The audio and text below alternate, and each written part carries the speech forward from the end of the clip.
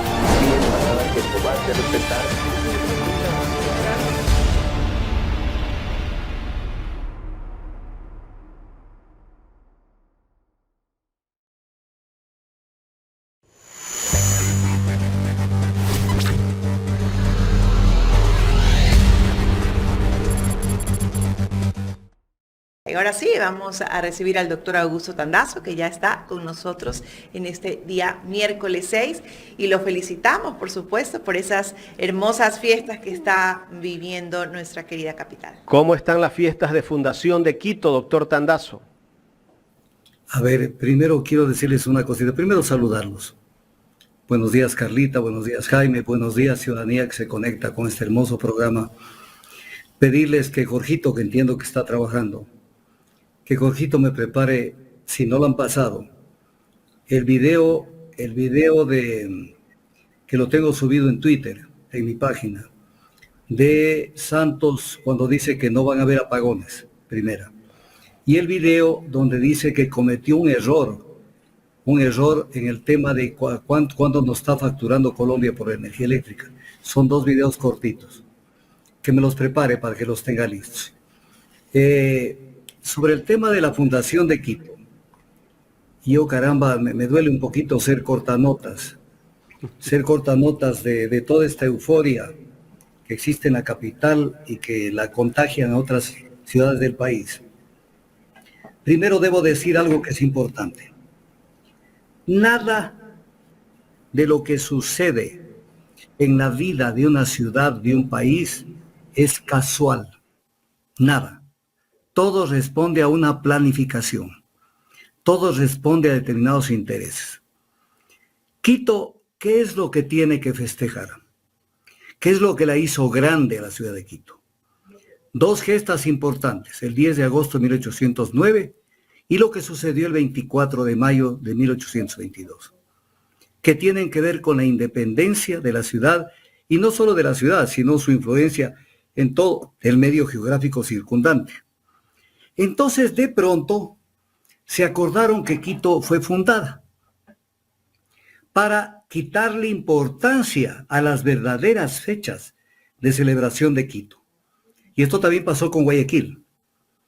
Con Guayaquil de pronto comenzaron a acordarse de cuándo fue fundada, olvidándose de a poco del 9 de octubre de 1820. Pero acá en Quito fue mucho más notorio. Entonces comenzamos a hablar de la fundación de Quito. Y esto no es muy viejo, pues esto tendrá unos 60 años, 60, 65 años que comenzaron con este tema de la fundación de Quito. Porque inmediatamente antes de esto, Quito festejaba, no tanto festejaba, conmemoraba la fundación de Quito el 28 de agosto de cada año. Y de pronto el 6 de diciembre. Entonces uno dice, ¿qué pasó? ¿El 28 de agosto o el 6 de diciembre? ¿Por qué lo taparon al 28 de agosto? Porque en el 28 de agosto tuvo participación fundamental en la fundación de Quito el mariscal Diego de Almagro, que actuaba bajo órdenes de Francisco Pizarro. Entonces, por el cálculo geopolítico, comenzaron a decir, ¿cómo vamos a decir que Quito fue fundada por orden de Lima? Por orden de Pizarro. Entonces, mejor inventémonos un cuento de que Sebastián de Benalcázar fundó Quito. Y claro, la gente, más de una persona puede decir, doctor Tandazo, pero al final es lo mismo. No, al final no es lo mismo. La historia no se la puede manosear. Y la historia se la manosea en Quito, en Tulcán, en Ibarra, en Guayaquil, en Loja, en Cuenca, en todos los sitios. Somos un país de opereta, que vivimos de la farsa. Entonces, voy a hablar un poco de la fundación de Quito, ya que los veo tan eufóricos con este tema. Sebastián de Benalcázar es uno de los grandes conquistadores que llega un poco tarde a la apropiación del botín, porque no llegó en los viajes que hicieron Pizarro y Almagro. Entonces, cuando llega Benalcázar, lo condenan a que esté como teniente gobernador de Piura. Entonces, como no era tonto, para no decir otra palabra, Benalcázar, se da cuenta y dice, ¿yo qué me hago aquí cuidando Piura? Cuando yo vine por obtener oro, por obtener una cantidad enorme de poderío económico para luego ver qué hago con esto y me convierto en un potentado. Entonces Benalcázar se escapa de Piura y sin pedir permiso a sus jefes, Pizarro y Almagro, arranca con la conquista de Quito, porque él sabía que los Pizarro y Almagro se concentraron en ir a la parte del imperio incaico antiguo, que era el Cusco, y también asentarse en Lima. Entonces él dijo, aquí todavía hay oro enterito en la parte norte, en la parte del imperio incaico nuevo, que fue el imperio con la sede administrativa en Quito. Y se viene para Quito. Y obviamente esto da lugar, Benalcázar habría llegado a Quito por primera vez el 22 de junio de 1534. 22 de junio, lejano al 6 de diciembre. Esto lo dice Jacinto Gijón y Camaño, historiador de renombre. Entonces, ¿qué hace Almagro? Sale en persecución de Benalcázar. ¿Por qué? Porque se daba cuenta que Benalcázar iba a coger los tesoros y el oro que había en esta parte de América. Y sale. Y Almagro llega a Quito en julio de 1534. Llega ya a Quito. Pero ya no estaba Benalcázar, porque Benalcázar ya pasó por Quito, haciendo su recaudación y haciendo la captura del oro que encontró. Y estaba en ese momento en Caranqui, ya en la provincia de lo que es hoy la provincia de Imbabura. Ahí lo alcanza por orden de Almagro el alférez Miguel Muñoz. ¿Y qué era lo que le manda decir Almagro? Que regrese inmediatamente, no porque quiere que se someta solamente a su autoridad, sino para informarle que en el trayecto que venía haciendo Almagro, se enteró de que había otro invitado que no había sido contemplado al reparto del botín. Había desembarcado en la provincia de Manabí Pedro de Alvarado, que fue gobernador de Guatemala. Había desembarcado con un gran ejército, muchos barcos, caminó y comenzaba a venir hacia la conquista de este sector de los Andes. Entonces, ¿cuál fue el mensaje a Benalcázar? No es el momento de pelearnos, ven, juntemos tu ejército con el mío y regresemos hacia el sur a esperar qué pasa con Pedro de Alvarado. Entonces Pedro de Alvarado llega, viene por Nono, va hacia Panzaleo, y luego va a Quizapincha, que es una zona muy conocida donde se vende cueros en la provincia de Tungurahua. Y ahí se asienta. Y comienza la estrategia política para ver qué hacían entre el ejército de Almagro y de Benalcázar y el ejército de Alvarado. Y entonces le ocurre primeramente a Almagro fundar una ciudad a la distancia, y la funda el 15 de agosto de 1534, funda Santiago de Quito, siempre de Quito, no Santiago nomás, porque hay historiadores falsetes que saben decir que ahí está la primera fundación de Guayaquil, por la palabra Santiago, no, es Santiago de Quito. Entonces se funda Santiago de Quito y se integra el cabildo con una cantidad de gente del ejército de Almagro, que era un poco decir, si tú vienes, nosotros ya fundamos a la distancia Quito. Y comienzan las negociaciones con Almagro, con Pedro de Alvarado, diciéndole, ve, no nos peleemos. ¿Cuánto quieres por regresarte? Y a cambio de eso nos dejas tu ejército, nos dejas lo que invertiste y nos dejas tu armada. Y viene una negociación con Pedro de Alvarado por parte de Almagro a través de sus comisionados y llegan a negociar el contrato de compraventa de la armada de don Pedro de Alvarado en 100,000 pesos de buen oro de 450 maravedíes cada peso, que debían ser pagados en Piura. Entonces se llega a esto y con base en esto, entonces resuelto el tema, tenía que regresarse Almagro hacia el sur con Pedro de Alvarado a pagarle la cantidad de indemnización por lo que invirtió en esta campaña. Y mientras tanto, fruto de esto, a los 2 días, el 28 de agosto de 1534, Almagro vuelve a hacer otra fundación. Y en esta otra fundación de la cual hay las actas, de lo mismo que la anterior fundación. Y en la nueva fundación funda nuevamente a Quito, pero le cambia de nombre. Y funda la Villa de San Francisco de Quito, que es el nombre que hasta ahora tiene, San Francisco de Quito. La funda, pero ¿cuál fue el gran objetivo de esta fundación? Aparte de ratificar la posesión sobre Quito, aunque a la distancia, desde la provincia de Chimborazo, era integrar el cabildo y los regidores partiéndose los cargos entre el ejército de Almagro y entre el ejército de Pedro de Alvarado. Entonces lo sustituyen al alcalde que ya estaba designado, Diego de Tapia, y lo nombran alcalde de Quito, por ejemplo, a Juan de Ampudia, que era del ejército de Pedro de Alvarado. Fue un poco decir, estamos unidos, partámonos el queso y vamos caminando. Inmediatamente de esto, Benalcázar envía a Juan de Ampudia, que era el alcalde mayor de Quito, con un ejército para que se adelante a Quito a pacificar Quito. ¿Qué era pacificar Quito? Destruir los focos de rebelión, apagar los incendios, porque Quito era un polvorín.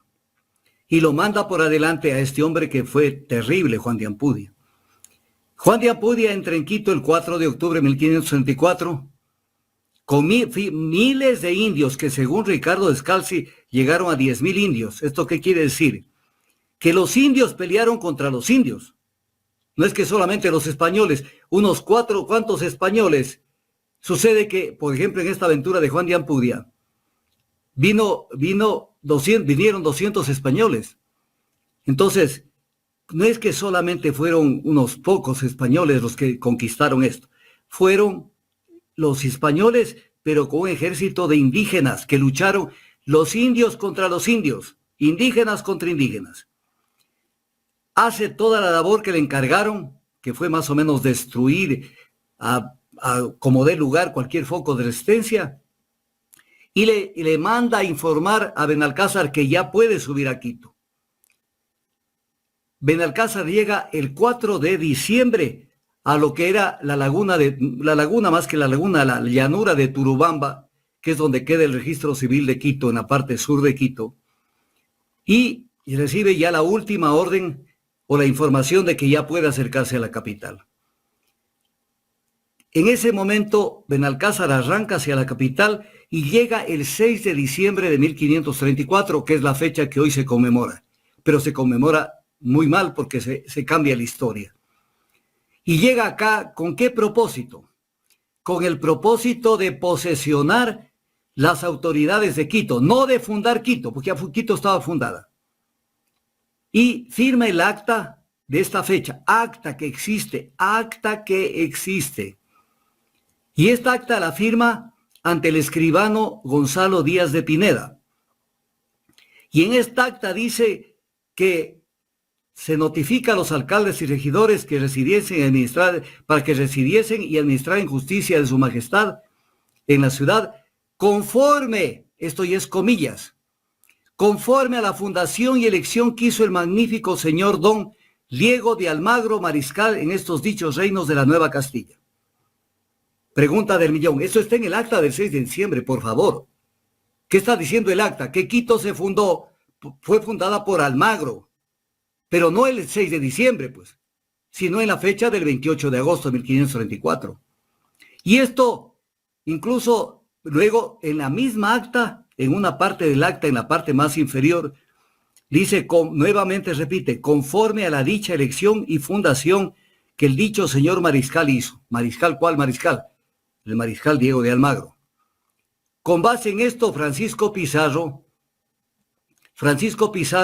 toma conocimiento de lo que le informa Almagro, toma conocimiento y el 22 de enero de 1535 deja constancia ante el escribano Antonio Picado de que se ha fundado la provincia de Quito y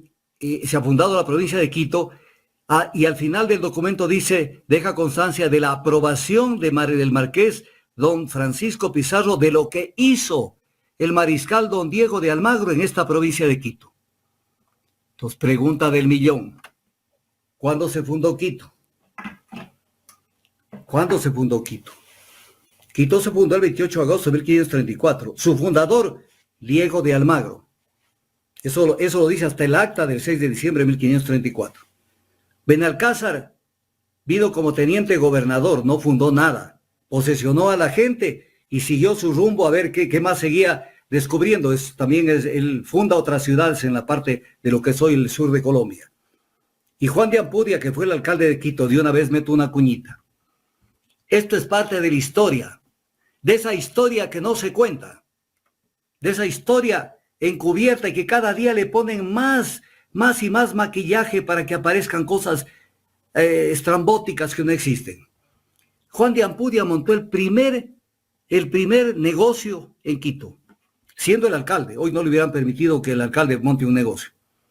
¿Y cuál fue el negocio que montó el primer alcalde de Quito? Una carnicería de venta de carne humana, porque morían tantos indígenas y trajeron al mejor animal que sirvió a la conquista, no fue el caballo, que esa es otra cosa, que es otra mentira. El caballo, que los indios no sabían qué mismo era. El mejor animal que lo utilizaron en la conquista fue el perro.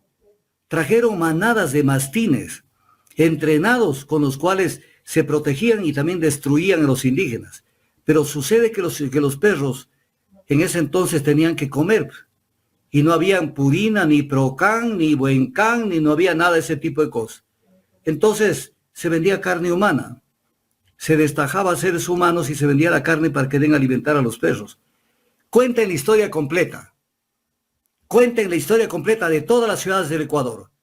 Porque ese baño de verdad nos sirve para entender lo que pasó. Yo alguna vez recibí a una persona del exterior que venía a Quito hace muchísimos años, 40 años. No tanto, 30 años. Y claro, cuando yo lo trasladaba del aeropuerto a Quito, del aeropuerto no del actual de Tababela, sino del aeropuerto anterior que estaba dentro de Quito, veía una algarabía en las calles y la gente que gritaba, que danzaba, que cantaba. Y me dice este extranjero, ¿y qué es lo que festejan en Quito? Y a mí se me ocurre meterlas de andar y le digo, la fundación de Quito, por parte de los españoles. Entonces me dice el extranjero, ¿y Quito no existió antes? Y eso fue un baño de agua fría que me pegó. Porque le dije, sí, tienes razón, Quito existió antes de la fundación española. O sea, Quito es una ciudad muy antigua. Entonces, sucede que Quito nace con los españoles. No, Quito es anterior. Y los españoles llegaron. Así tenía que darse, porque tarde que temprano nos iban a conquistar.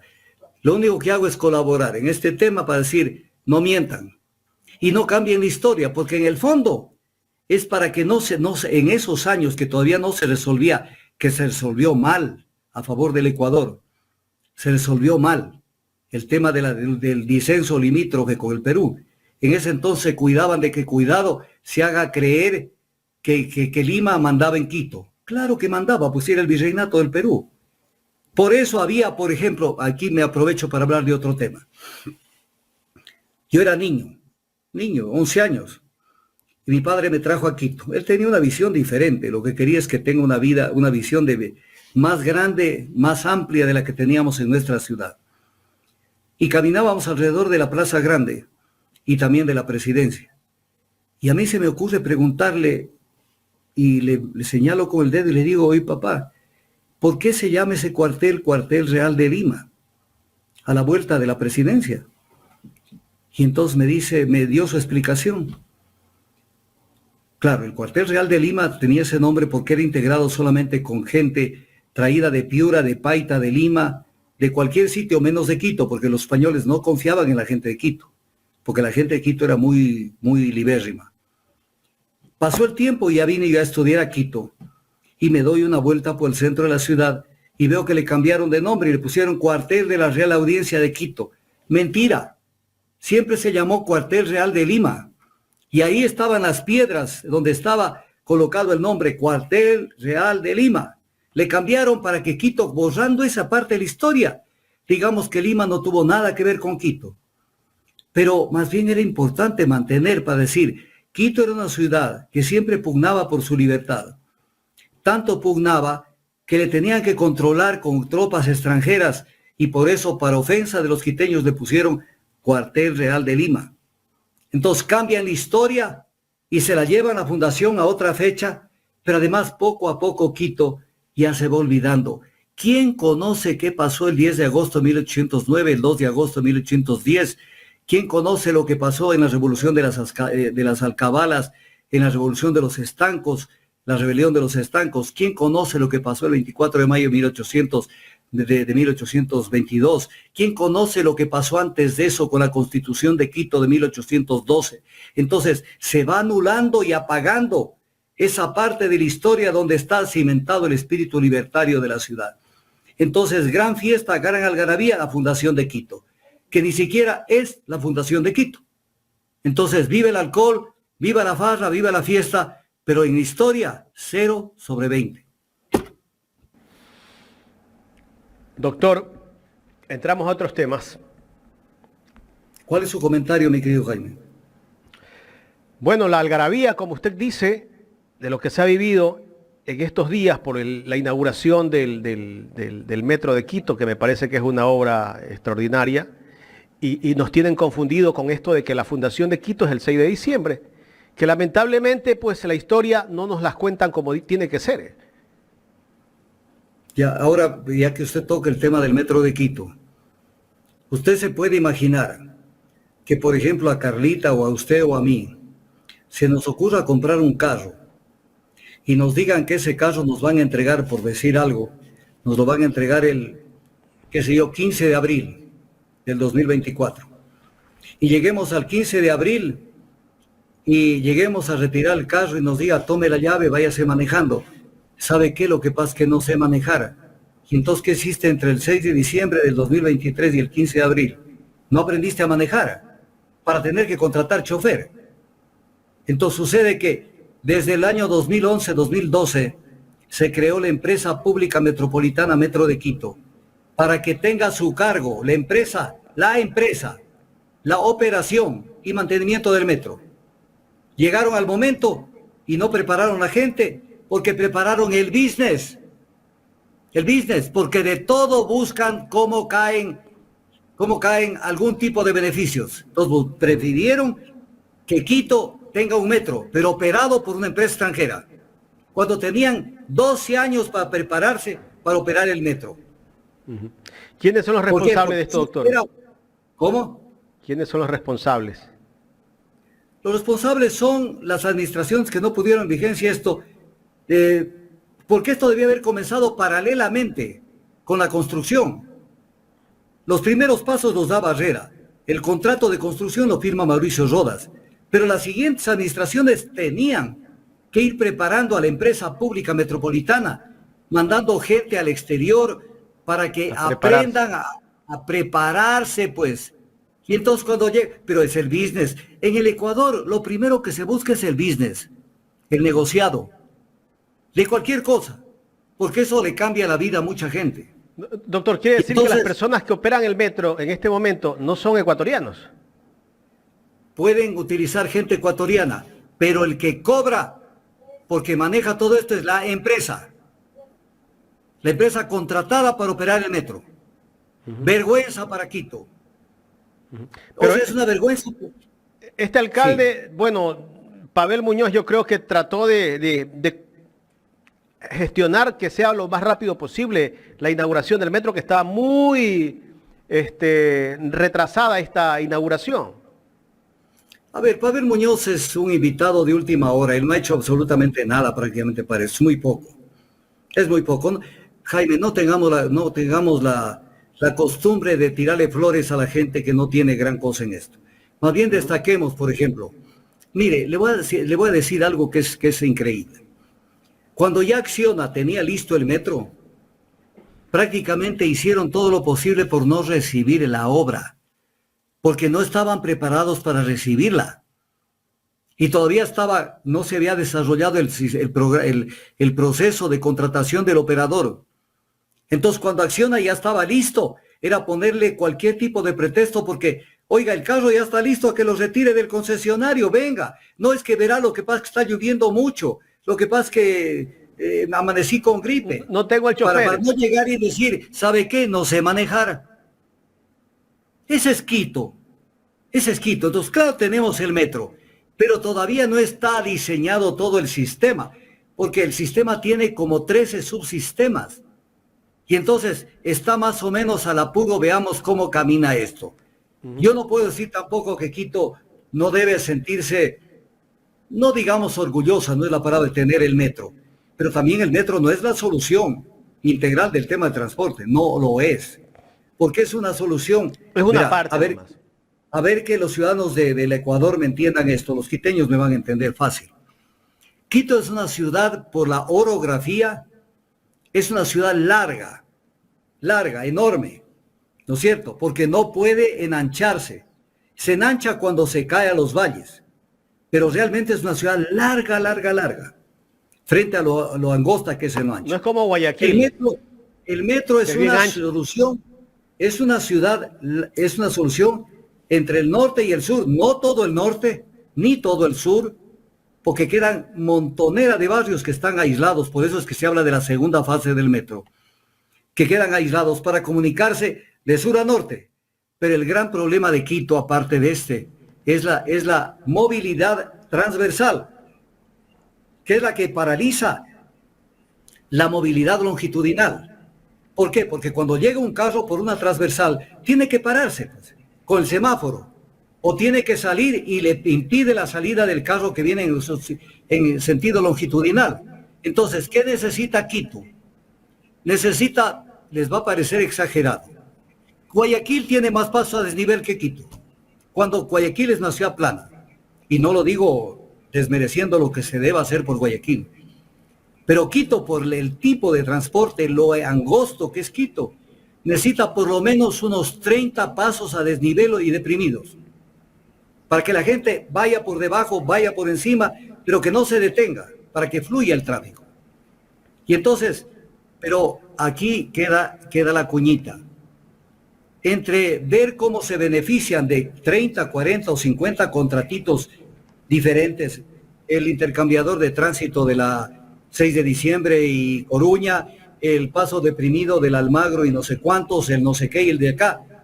Largo el trabajo, pues ir recaudando de todos. Un solo golpe, el metro, y una sola comisión.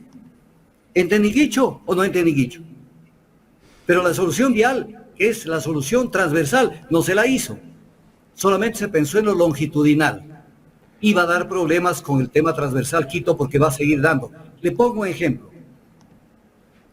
En la década de los 70, mire usted lo que estoy hablando. Pero sí oxigena en algo el tráfico de Quito, el metro. Yo no he dicho que no oxigenen algo, pero no es la solución definitiva. Porque el gran problema de Quito es lo transversal. Es el gran problema. Claro. Es lo transversal. Yo jamás voy a decir, esto no vale, no. Estoy diciendo que había que pensar en soluciones variadas para Quito, porque con esto no resuelven el tema de la congestión. Tanto que están pensando en elevar el pico y placa en Quito a más días. A más días. Entonces, el tema es grave. Pero con esto no resuelven el meollo de la cuestión. No resuelven, pero esa es la forma como se manejan en la planificación y la ejecución nuestras autoridades. Que hacen lo que no se debe hacer. Lo que no se debe hacer o lo que se debe hacer, pero a más de hacer otras cosas. Les iba a poner este ejemplo que quisiera que me lo entiendan. década del 70, ya son 50 años, 50 años, el alcalde de Quito, Sixto Durán Ballén, construyó los túneles de San Juan y San Diego para de esa manera comunicar el norte con el sur de Quito. Túneles de San Juan y San Diego. Perfectos, muy bien construidos, nunca dieron un problema. Pero además, ¿qué son los túneles? 2 días de ida, 2 días de regreso. Total 4 vías. 2 de ida, 2 de regreso. En la administración de Moncayo, que es hace poquísimo, se hizo el túnel Guayasamín para conectar Quito con el valle de Cumbayá y Tumbaco, con una vía de ida y una de venida. O sea, después de 40 años, hacer una vía, una de ida y una de venida. O sea, dejen de ser cucarachas. Que no había espacio para hacer otro carril en cada vía. Verá, entonces escúchenme esto, los que no han venido a Quito o no lo conocen. Como había una vía, que era el túnel de Guayasamín es para una vía de ida y una de venida. Nada más. Entonces, ¿sabe cuál fue la solución que se inventaron los municipios de Quito? ¿Sabes qué? Las 2 vías conviértelas en 3. Conviértelas en 3 y pon una cantidad de conos para que no se invadan los carriles, para hacer que en determinado momento salgan dos carriles hacia los valles o viceversa, 2 carriles hacia Quito y el uno en sentido contrario. Pero ¿sabe qué le hicieron? Violando las normas internacionales de anchura de la vía en este tipo de construcciones, en donde usted tiene que, cuando se topa con un carro muy ancho, tiene que ir pensando cómo se roza con la pared, lo menos que se pueda para que no lo atropellen. Eso es Quito. Y se enorgullece también. Una vía de ida, una de vía de vuelta después de 40 años. O sea, Sixto Durán tuvo la visión de hacer las cosas pensando en el desarrollo de la ciudad, que iba a crecer. En la administración de Moncayo se pensó en chiquito, aparte de lo que se hizo con el aeropuerto de Quito, que es otro cantar donde le tomaron del pelo a toda la ciudad. Ahí tiene una abreboca de ese tema, porque sí me molesta que le tomen del pelo a la ciudad y que todo el mundo esté en proceso de festejar a la ciudad de esta manera. Entonces, en el Ecuador tenemos esta costumbre. Se hace una obra mal hecha, no digo que el metro esté mal hecho. Se hace una obra cara. Si hay casos, vamos a hablar hoy de los CP. Entonces la gente termina diciendo esto que realmente es repugnante. Bueno, pero ya está la obra. Sí, pero ¿a qué costo y qué beneficios causa? Eso, sí, porque doctor, no importa que se llevaron el santo y la limosna. Doctor, acá en Guayaquil hicieron una aerovía que nos vendieron como que iba a ser la solución del transporte. ¿Qué solución del transporte? Si era solamente para cruzar de Guayaquil a Durán o de Durán a Guayaquil. Es que ese es el tema. Los proyectos nacen siempre al calor de la lucha política y para buscar votos. Entonces yo necesito votos de acá. Por eso es que no piensan en las provincias de Loja, del Cañar, del Carchi. No dan votos. ¿Qué votos van a dar? Por eso es que cuando se construyen hospitales en determinadas provincias, en las demás, que vean cómo arreglan su situación. O sea, y por eso no la migración de las ciudades pequeñas a las ciudades grandes. Claro, eso es terrible. Ese nomás es un tema, ese es un tema para una sola entrevista. Porque lo tengo documentado con cifras y todo, para que se vea el caos que ya existe y el peor que se viene a futuro. La migración rural a las ciudades está en un punto crítico. Ya estamos llegando al 80% de la gente que vive en los sectores urbanos y el 20% en los sectores rurales. Y el campo abandonado, doctor. Cuando hace 50 años era exactamente al revés. Y el campo abandonado también. Pero además las construcciones de viviendas, mire usted. O sea que eso se está viendo ahora en los anuncios que hace el gobierno y todo. O sea, por Dios, entiendan.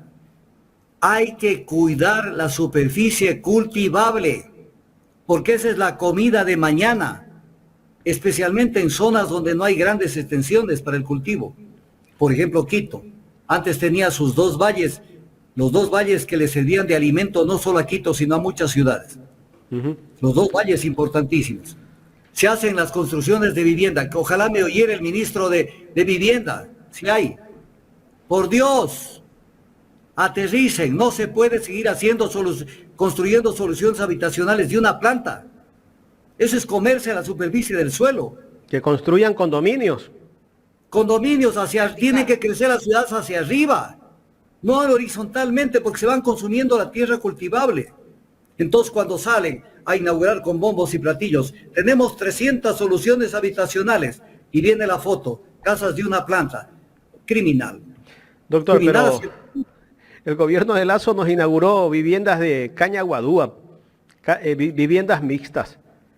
Lazo es impresentable. Usted sabe de quién estamos hablando. Ya mejor no hablemos de ese señor. No, sí tenemos que seguir hablando. Y hoy vamos a hablar de él en el caso León de Troya nuevamente. Doctor, de lo que sí queremos hablar e iniciar es obviamente sabiendo que usted tiene todo el conocimiento sobre la materia, sobre el tema energético del país. Y es que ahora vimos en los últimos días, horas, las declaraciones del señor Santos Alvite, donde él acepta que se equivocó. Ya tenemos los videos que usted nos solicitó al inicio del programa, donde efectivamente pues él manifestaba que no iba a haber apagones, entre otras cosas. Sí. Queremos su análisis sobre eso y por supuesto también saber cuál es la decisión que se debería de tomar, porque la ministra de Energía, Andrea Robo, solo ha manifestado lo que ya se sabe. Está en terapia intensiva el sistema Está eléctrico. en terapia intensiva el sector energético. Claro que sí. El primer video que pidiera a Jorgito que lo pasen es el video donde él dice que no van a haber apagones. Veamos. No va a haber apagones, porque usted en una entrevista dijo que no, pero después creo que hay otra información en donde se puso en duda eso. Quisiera que usted nos informe a nosotros y a nuestra audiencia cuál es el análisis que usted hace y qué va a pasar. Mire, Janet, darle una respuesta categórica es muy difícil porque depende de Diosito, ¿verdad? Que nos mande o no aguas. Milagro. Pero yo diría, en el caso extremo, no creo que va a haber apagones. Se están Bueno, ahí está. Ya, mire esto. Descarado y cínico. Esto lo dijo hace poquito. No van a haber apagones. Era imposible que no hayan apagones. Hace Porque mes y el medio creo que lo desbalance- dijo. El desbalance entre oferta y demanda de energía eléctrica es brutal. Y entonces, mire el razonamiento de él, que lo vamos a ver en otra entrevista. Mire el razonamiento. Es que lo que pasa es que aquí hay un monopolio del Estado. ¿Qué es este? Si ese no es el problema. La Constitución de la República considera que los sectores estratégicos son de propiedad del Estado. Y por excepción se delegan, solo por excepción. La regla es monopolio. ¿Qué le está vendiendo al Ecuador? Que la crisis energética es porque no se ha privatizado el sector. ¿Y qué ha hecho el sector público para desarrollar? Porque la Constitución dice que el Estado es responsable de la provisión de los servicios públicos. ¿Cuál es uno de los servicios públicos más importantes que hay en el Ecuador? La energía. Pero para poder proveer energía hay que generar proyectos y hay que ponerlos en marcha. Porque no es que solamente porque mire este razonamiento perverso y silvestre, que depende de Diosito que haya agua. Ya, digamos que Diosito nos manda un diluvio y hay agua en todas las centrales hidroeléctricas del Ecuador. Tampoco se ha resuelto el problema, porque las centrales tienen un tope de generación. No es que una central que puede generar, 300 megavatios, si llueve más puede generar 500 megavatios. Está en función de la capacidad instalada para generar energía eléctrica. Entonces no es solamente que llueva. Claro que a veces afecta el que no llueva cuando los estiajes son medios largos, pero en el Ecuador sabemos desde la edad de piedra que existe épocas donde no llueve y épocas donde llueve mucho. Aquí no tenemos verano e invierno, tenemos estación lluviosa y estación seca. Entonces dan a entender de que no ha llovido y hay la crisis eléctrica. No, la crisis eléctrica es porque no se han desarrollado proyectos hidroeléctricos. No se han desarrollado desde los gobiernos de Moreno y de Lazo, que tenían que habérselos hecho. Porque si usted hace una proyección de la demanda energética del Ecuador, que se la puede hacer muy fácilmente, usted dice, ¿cuánto crece la energía eléctrica en el Ecuador?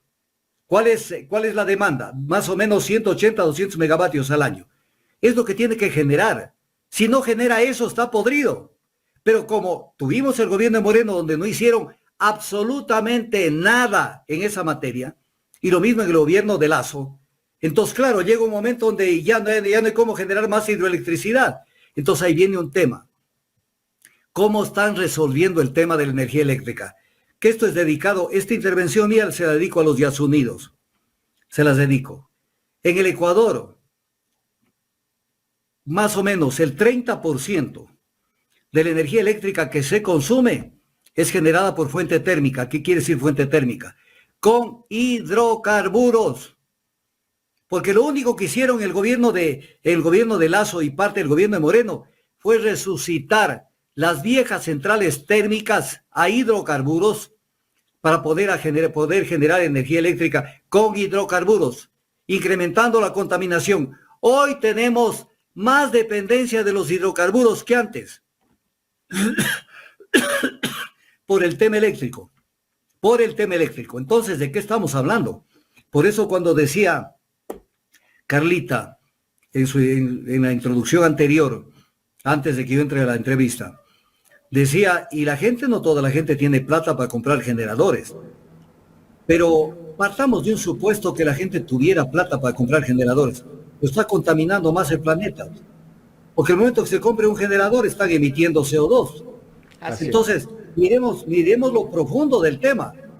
Entonces, ¿qué hicieron? Y luego a comprar, como eso tampoco le suple la compra de energía eléctrica, la generación de energía eléctrica, en este caso, por vía de hidrocarburos, entonces a comprar energía en el exterior. Y no solo eso, sino a intentar, que esto lo va a tener que hacer posiblemente Novoa, contratar barcazas para que genere electricidad desde las aguas, pero no en función del agua, sino de hidrocarburos, porque esas barcazas tienen que venir y llenarse de hidrocarburos para generar electricidad y pasar la corriente al Ecuador.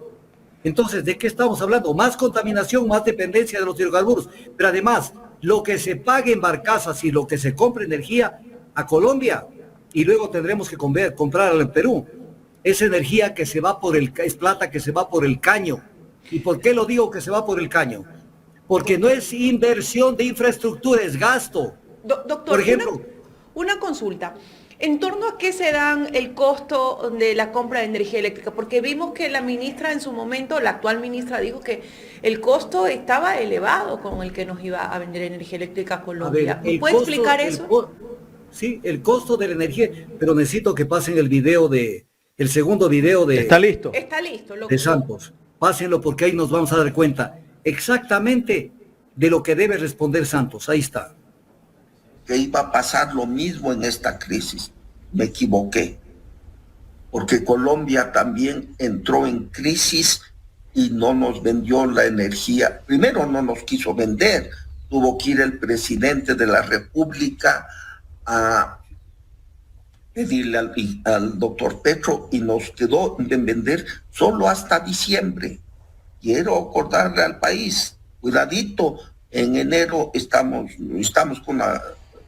Ahorita creemos que ya se está terminando el problema de los apagones, pero en enero, si nos quita Colombia, estamos fregados, no 2 horas, sino serán 4 horas de apagones.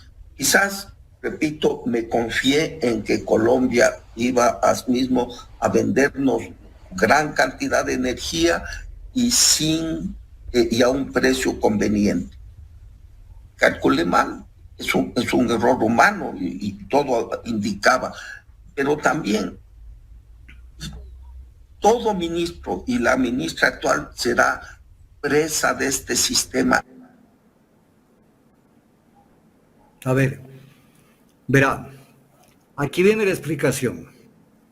Cuando se causa un perjuicio económico al Estado, porque aquí hay perjuicio económico, porque la energía que compraron a Colombia tiene un sobreprecio del 35%, donde dice me equivoqué, y el precio ha sido más barato y no compramos energía cara, primera cosa. Entonces causaron un perjuicio económico al Estado a favor de Colombia. Entonces viene un tema. Aquí vienen 2 tipos de responsabilidades, que esto tiene que determinar la Contraloría General del Estado. Doctor Torres, aquí tiene para que se bautice con este tema. O es por un tema de impericia, de improvisación, de culpa, que se hizo esto. Entonces, señor doctor Santos, y su combo, entre los cuales están los actuales de la SELEC, que no los han topado y que son parte de esta crisis, que no hicieron nada por resolverla y que están sentados, siguen sentados en la SELEC. Entonces viene el tema, respondan pues. Ok, ya lo hiciste sin ánimo de causar daño. Es como que alguien diga, vea, le choqué su carro, pero ¿sabe qué? Yo no quería chocarle. Ya, ok, no te hagas problema, págame la reparación. Pero paga pues, porque se ha causado un daño. Y la segunda es, si se lo hizo por otro tipo de factores, donde hay ya vicios de dolo, entonces hay prisión, es un tema ya penal. Es un tema penal. Pero en los dos casos, tiene que Santos y su combo, no solo él, responder por el perjuicio al Estado, por el sobreprecio en la contratación de energía en Colombia, por el sobreprecio. Claro. Eso es importante verlo, pero además... Se está lavando las manos, parece. En esta entrevista. Doctor, parece que se está lavando las manos porque recordemos que para eso están los técnicos, los expertos en temas energéticos que trabajan dentro de SELEC. Ellos son los que tenían que haberle dado las recomendaciones, ¿o no? También, pero también se supone que él es técnico pues, en el sector energético. Pues. Ya fue ministro de Energía de León Febres Cordero, asesor del ministro de Energía René Ortiz en la administración de Moreno. Entonces, ¿cómo es que él no sabe? Es un tema de balance y oferta en materia de energía eléctrica. Pero además, mire este tema. Por eso me encantan reproducir los videos para que la gente entienda. Verá, dice, y no sabemos si Colombia nos quiera seguir vendiendo energía a partir de diciembre. O sea, entonces ahora ya sabe que se viene un problema. ¿Y cómo es que dijo hace poco en el otro video que reproducimos que no iban a haber apagones? Hay dos Fernando Santos, el que le miente y el que luego anuncia la catástrofe. La catástrofe que fue creada por ellos mismos, porque antes nosotros le vendíamos a Colombia energía eléctrica y ahora tenemos que comprarle para sobrevivir y podemos estar desde enero en adelante con cortes y apagones de 4 horas diarias. 4 horas diarias, per secula seculorum, porque para poder sustituir ese problema de oferta, eso no se resuelve de la noche a la mañana. Estos desmadres que provocan esta gente que solamente llegan para beneficiarse en otro tipo de actividades, estos desmadres los paga el pueblo, porque el pueblo no sabe cómo. Se le paran, por ejemplo, le voy a poner un ejemplo muy claro. Como tienen una cantidad X de energía, entonces no nos suministran porque no tienen más energía eléctrica, no estamos recibiendo 110 voltios. No estamos recibiendo menos, se dañan los aparatos hidroeléctricos. Pero aparte de eso, el prender y apagar y que venga la luz y que se va, destroza los aparatos eléctricos, en especial las refrigeradoras. Y la gente que hace negocios, que tiene que parar lo que están haciendo, que tienen que facturar, porque el SDI les cae. Si no han entregado la factura, ¿cómo facturan si no tienen energía eléctrica? Entonces, el Ecuador se va a poblar de generadores. Entonces, gran business para los que traen grupos electrógenos. Entonces, ¿de qué estamos hablando? Estos son las cabras que los ponen en las cristalerías, como es el manejo del Estado, que cuando llegan destrozan al Estado. De esto tenemos numerosos ejemplos de las cosas que hacen. Y estos son los que aparecen como los non plus ultra, los conocedores, los que saben. Estos lo único que van es con el revolving door. Esa es la puerta giratoria, como el de los hoteles, que entran al sector público, se benefician y salen a disfrutar de lo que se beneficiaron afuera. Doctor, pues llegan ¿para qué? Para cambiar las cosas. Para eso llegan. Doctor, y Santos Alvite en esa misma entrevista dice que hay que invitar al sector privado para que genere energía y le venda al Estado. Está propiciando ya es una privatización del sector eléctrico. A ver, esto tengo que decirle al pueblo, porque el pueblo no avanza a veces a entender estos temas. ¿Puede esto generarlo el sector público como el sector privado? Por norma constitucional, la regla es que lo genere el sector público y por excepción al sector privado. No la regla que el sector privado lo genere. Pero viene el tema. ¿Qué diferencia hay entre el sector público y el sector privado? Que el sector público no busca lucro. No busca, o sea, o los generadores de electricidad no buscan lucro, pues. Pero el sector privado sí puede hacerse cargo de más de una obra o de lo que sea, pero ahí hay lucro. Y al haber lucro, entonces tienen que subirse las tarifas. Entonces usted, ecuatoriano, quiere que se le suban las tarifas, porque vienen las empresas y por eso firman los contratos con arbitraje internacional. Entonces dice, a mí me compran la energía que voy a generar de esta manera. Y si usted me cambia las reglas del juego, entonces yo lo demando en arbitraje y le saco el aire. Entonces, bienvenida a la inversión privada, pero hecho pedazo de economía popular, pues. Así es. Pues háblenle claro, porque la gente cree que no importa que lo genere el sector privado que el sector público. No, al Sector final privado- terminamos los ecuatorianos, los más pobres, pagando los platos rotos. Pero doctor, ¿hay realmente una salida para este problema energético que vive el país? Porque escuchamos a la nueva ministra básicamente informando lo que sí sabemos, ¿no? De la crisis energética que hay, del mal manejo en sistemas de contratación y de contratos que hay, pero no vemos una solución o que ellos tengan una hoja de ruta a seguir en torno a esto. A ver, mi querida Jairo, mi querida Carlita, verá. Ella informa de esto, pero viene un tema, solución no hay en el corto plazo. No hay en el corto plazo, es como que usted diga, necesitamos montar un hotel para albergar a gente que necesitamos recibirla en tal ciudad.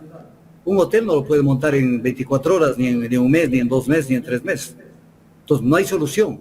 O sea, esta es la herencia de Lazo, pero viene un tema que lo hago notar. Vea usted el programa de trabajo, plan de trabajo de Daniel Noboa, que yo nunca los pierdo a los planes de trabajo de ningún candidato. Dice que va a bajar los costos de energía eléctrica. O sea, si antes se generaba energía eléctrica a partir de hidroelectricidad, que es más barata, y hoy cada vez dependemos más de la generación eléctrica a partir de hidrocarburos, y de la compra al exterior, y de la eventual contratación de barcazas, ¿va a subir los costos de la energía eléctrica o no? Obvio.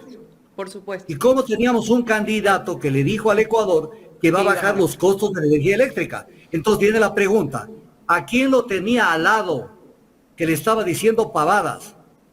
Lo más peligroso en la función pública, yo he estado en la función pública, lo más peligroso es cuando uno se deja llevar de cuentos, pero se deja llevar cuando uno no conoce. Entonces uno tiene que aprender a distinguir el funcionario eficiente, conocedor, con experiencia, que le hable claro y le diga, ese es el panorama, es el diagnóstico, la situación actual y la perspectiva de futuro. Pero no que coma cualquier cuento. Ese es el problema de reunirse con gente que a veces tienen intereses creados o que también son ignorantes. Decía San Agustín, yo prefiero un enemigo inteligente que me hace pensar que un amigo tonto que me hace errar. Eso les pasa a gobiernos como estos. Entonces, se rodean de gente o en la campaña que les hicieron decir una cantidad de vainas que no tienen ningún asidero, ningún piso.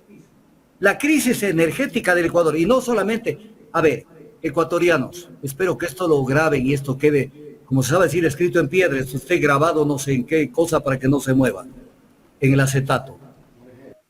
Esto es nada más que la punta del iceberg. Cuando veamos los efectos, ¿sí estamos conectados? ¿Sí estamos conectados? Sí, doctor, sí. Sí, aquí estamos. Es que me gusta verlos a ustedes. Y entonces, cuando veamos los efectos reales, concretos, no la paja, del tema de la crisis hidrocarburífera, en el impacto que va a tener en el erario fiscal, en el fisco, ingresos para el Estado, y en el tema del autosostenimiento del sector energético, no nos olvidemos que los hidrocarburos son la gran base del consumo energético del Ecuador. La electricidad es una cosa pequeñita en comparación con los hidrocarburos. Cuando veamos el impacto del tema del ITT y del abandono de los campos petroleros que no han sabido mantenerlos en una producción correcta, y cuando veamos las intenciones del gobierno de que cree que solucionar ese problema es trayendo empresas de afuera, mermando la renta del Estado, porque vienen a llevarse el santo y la limosna, van a ver ustedes la crisis energética que se viene, ya no solamente eléctrica. Preparen comprando velas con tiempo y acumulen leña, porque lo que se viene es grave, es grave. Uno tiene que cosechar lo que se siembra. Si se siembra irresponsabilidad, Sencillamente hay que cosechar los efectos de esa irresponsabilidad. Si se deja el crudo bajo tierra, sencillamente eso tendremos que cosechar con lágrimas en el Ecuador. Porque la gente le tomaron la parte emocional y la gente no aterrizó en el tema. Entonces, ¿de dónde van a salir los hidrocarburos? Incluso para generar energía eléctrica, ¿de dónde van a salir? Entregando lo poco que queda de las reservas petroleras del Ecuador a las empresas transnacionales para que se vayan con el último regalo. Entonces, esta es la situación del país, de un país que no cambia y de un país que necesita, decía Augusto Barrero hoy de mañana en una entrevista, Quito es de todos. Dice, es de las universidades, es de la sociedad civil. Las universidades son ciegas, sordas y mudas. Aquí en Quito, por lo menos, no dicen nada sobre nada, de nada, de nada. Lo único que han hecho en los últimos tiempos es alcahuetear el tema de la tesis de la fiscal general del Estado. ¿Qué más han hablado? ¿De qué más hablan acá en Quito? Si no se compra ningún pleito en la academia. Para cerrar el tema eléctrico, no sé si usted vio las declaraciones del ingeniero Gonzalo Uquilla, que dice que en Selec hay vacunadores, pero él es el gerente, pues, que por eso es que han puesto demasiado alto el costo del kilovatio hora y que están pagándole a Colombia. Vacunadores, pero que explique. Por ejemplo, verá. Si quiere ponemos el video que lo dijo en Ecuavisa. Mándelo al video. Nos encontramos en un sector en terapia intensiva. Es un sector con racionamientos de energía y sin ingreso de nueva generación. No tenemos a corto plazo ninguna solución real basándonos en las soluciones que la administración anterior planteó que existirían. La ministra informó que en 2022 el país superó el estiaje con lo justo, mientras el gerente de Selec entregó a la Comisión de Fiscalización al menos 7 oficios que había remitido a varias autoridades en los que informaba las necesidades y urgencia de acciones por el estiaje. La preocupación del nuevo gobierno también se dirige a la compra de energía a Colombia. Según la ministra, hay un incremento alarmante de las tarifas que se pagan a ese país. Un incremento del 35%, por eso buscará una reunión con el ministro encargado del sector en Colombia. No puede entrar en un conflicto político de abusar en el precio de la electricidad. No, esto no ha sido un histórico del que el precio ha sido extremadamente alto y él necesita saber de nuestro lado la voluntad que existe para poder superar esta crisis sin que haya una dependencia en un alto precio de la electricidad desde Colombia. El gerente de Selec explica que se debía firmar contratos con Colombia por la compra de energía a un precio definido, pero no se hizo y eso afecta ahora las tarifas. Cuando pudimos contratar generación emergente a 7 centavos de dólar, señora presidenta. ¿Cuánto pagamos a Colombia? 60. En abril de este año. Algunos vacunadores con V, que no permiten el desarrollo del Ecuador. Vacunadores con V. A ver, verá, ¿cómo funciona el sistema legal del Ecuador y de cualquier país del mundo?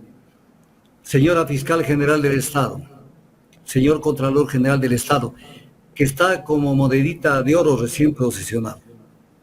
Inmediatamente examen especial de la Contraloría y la Fiscalía, noticia crímenes. Es esa noticia que aparece y que genera la posibilidad de la existencia de un delito. La Fiscal General, con esta declaración de Uquillas, tenía que haber armado una investigación penal inmediatamente y el primero que tenía que ir a decirle delante de ella, dígame en qué consiste este tema de los vacunadores. Y no me dice aquí nombres y apellidos, porque aquí no es decir las cosas por tomarse la foto. Aquí, ¿cuáles son los vacunadores? Esa es la justicia. Pero esa justicia si él no lo aparece. dice, tiene que saber. Tiene que saber, entonces venga y dígalo. Pero además... Si lo sabe, tiene que haberlo denunciado, doctor. No esperar Pero además, la reunión de esta comisión y él es gerente de Selec, pues... Pero verá otra cosa. No, es que por eso nuestro papel, que trata de cumplir este objetivo de dar un poco de luces a la ciudadanía para que razone, es lo siguiente. Dice, hemos enviado, creo que dijo 7 oficios, 7 o 9, algo así era. 7 oficios a las autoridades alertándoles sobre el estiaje. A ver. A la ratito. comisión de fiscalización pasada. El estiaje es de cada año. Cada año. El estiaje del 2023 se repetirá el 2024, el 2025, el 2026, porque son épocas en que llueve y épocas en que no llueve. A veces se agrava un poquito, y a veces merma un poquito la rigurosidad del clima, pero siempre hay la estación seca y la estación lluviosa. Entonces él está diciendo que la crisis se ha generado porque él ha alertado del estiaje. No, es un problema de generación. Es el haber abandonado al Ecuador desde el 2017 a la buena de Dios. El no haber incrementado oferta de energía eléctrica. No es un tema de estiaje, no le tomen del pelo al Ecuador. Dejen de ser truchas. Entiendan el tema, no es un tema de falta de agua. Es de falta de inversión en proyectos de generación hidroeléctrica. Para eso se necesitan autoridades que entiendan el tema, pues. Si yo tengo en la mesa que tienen que comer 10 personas y sé que van a incrementarse en X tiempo 12 personas, 2 personas más y luego 2 más, tengo que entender que necesito más comida en la olla. Porque crece la demanda, tengo que incrementar la oferta. Ya no puedo poner en la olla únicamente una libra de arroz, tengo que poner libra y media. Es elemental, pues. Entonces es un tema aquí alertado sobre el estiaje. Y los ministros que le oyen o los asambleístas en ese, de pronto le creen y dicen, vea, este hombre alertado. ¿Qué alertado? ¿Qué carajo han hecho? Él estuvo incluso en el gobierno de Moreno, en la SELEC. Y volvió a estar en el gobierno, en el gobierno de Lazo y en el gobierno de Cuquillas. De Lazo y sigue en este gobierno de Noboa. Entonces viene el tema, tienen que todos responder. Por eso me van a preguntar una cosa. ¿Cabe o no? No solamente es la única responsabilidad. ¿Cabe o no el juicio político a Santos? Por supuesto que sí. Obvio, pues. Pero no solamente eso. Cabe un examen especial de la Contraloría y una indagación penal por lo que dijo Quillas. Y lo de Contraloría es grave porque tiene que establecer con pelos y señales el monto del perjuicio. O sea, él sabe dónde están los vacunadores. Pero no solamente es el perjuicio al Estado. La oportunidad de la contratación, lo que dice Uquillas, pudimos haber contratado a este precio, se lo contrató a este otro precio. La diferencia, ¿quién la paga? El Estado. Y a través del Estado, el pueblo. Si el tema es muy sencillo, pero no, por favor, mi mensaje es este. No coman cuento de que es un tema de falta de agua, como decía Santos, depende de Diosito, que haga llover. No, pues, sí, no depende de Diosito.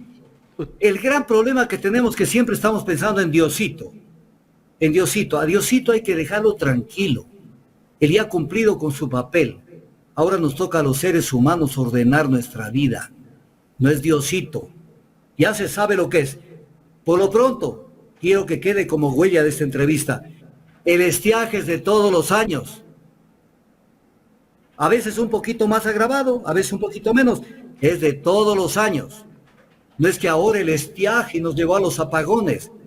Se sabe que veníamos con un déficit de generación de energía eléctrica.